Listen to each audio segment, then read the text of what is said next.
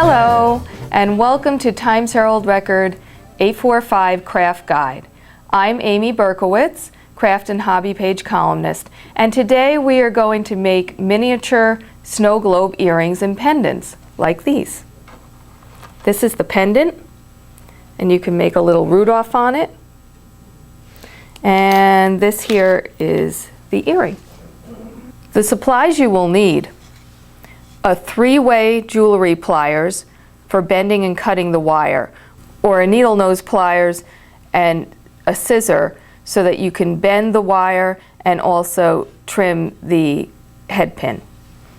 A frosted or iridescent white bead, a head pin with a loop at the bottom, a small flat circular bead to put under the bead cap for stabilization, earring hooks or a bale, and a chain to make a necklace, a small bag of air dry white clay, and a filigree bead cap, glitter paint, glass paint for the bead, or regular acrylic paint for the clay bead, paint brushes, a paper plate to squirt the paint on, a sewing needle or seam ripper to sit the bead on while painting it. You could also use a toothpick if you don't have either one of the items listed, a sewing needle or seam ripper, and it'll just stabilize the bead so that you can paint it. So you're going to take a bead cap, which looks like this, and usually bead caps go on the ends of beads to make them look prettier, like this.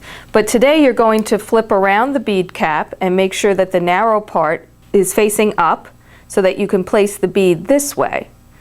So you're going to take a head pin, and you may need a bead to stabilize it, so you would put the bead on first. It's a flat circular bead. It can be anything that any color, but I prefer the white because it matches the top one and you really won't see it. You're just using it for stabilization. So you're going to slide this flat bead on the head pin first, just to fit in there. They're little and they do stabilize. But today we're just going to put the bead cap on. You need a head pin with a loop on it, and you're going to balance it this way. So you put the bead cap or the bead on first, and then you're going to put the bead that is the iridescent bead on top. And then I'm going to take my scissor, or if you have a 3-way plier, it already does this, and I'm going to snip the head pin off. And I think today I'm going to make a necklace out of this. So I'm going to slip on a bale and then just twirl it around the needle nose plier to make a loop.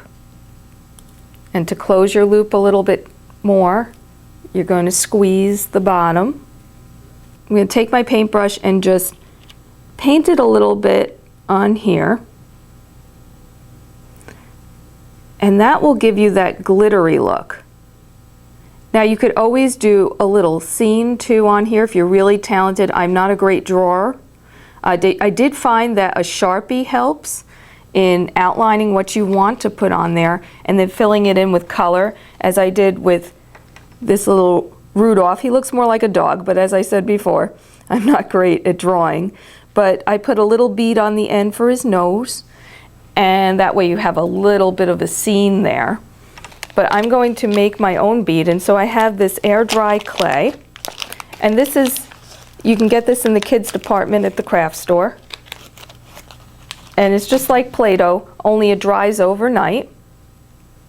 And if you make a mistake, you just add a little water and it becomes pliable again. So the bases are usually more of a trapezoid look, so sort of like a rectangle but narrow on the top.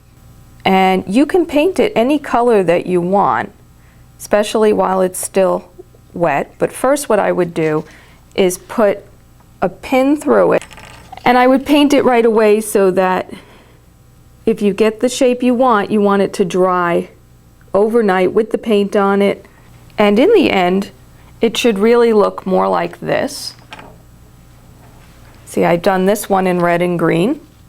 And I put a little silver glitter like this on top so that it kind of glows as well. And then you put the bale on, and you can put a ribbon on, you can put a chain on it, or you can make the earring. And you have your own customized snow globe. Just make sure it dries overnight, and it should be very stiff. You shouldn't be able to shape it at all anymore. And then it's ready to wear. Thank you for joining me today, and hopefully these little globes will be a handmade hit with your friends and family. Remember, always start from scrap and have a happy and crafty holiday season.